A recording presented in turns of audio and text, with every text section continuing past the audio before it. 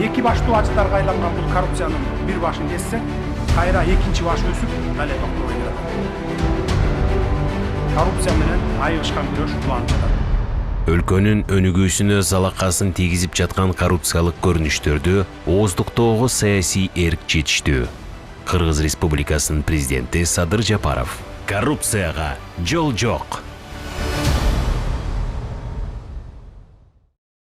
Мамлекеттик салык кызматынын Жалал Абад облусунун Базар Коргон району боюнча башкармалыгынын салык төлөөчүлөр менен иштөө бөлүмүнүн башчысы кармалды. Ал системалуу негизде акча каражаттарын алып жүргөнү аныкталды. Сот органдарынын уруксаты менен анын мыйзамсыз аракеттери жашыруун камерага тартылып, 2025 жылдын 9 январында кармалып, УКМКнын убактылуу кармоочу жайына киргизилди. Учурда бул кылмышка тиешелүү башка кызмат адамдарынын катышын аныктоо боюнча ыкчам тергөө иш-чаралары жүрүп жатат. Эске салсак, 2024 жылдын 31 декабрында президент Садыр Жапаров коррупцияга каршы аракеттенүү чөйрөсүндөгү Кыргыз Республикасынын айрым мыйзам актыларына өзгөртүүлөрдү киргизүү жөнүндөгү мыйзамга кол койгон. Бул мамлекеттик органдардагы коррупцияны жоюу боюнча өлкөнүн жогорку жетекчилигинин ички саясий курсун ишке ашыруунун алкагында иштелип чыккан.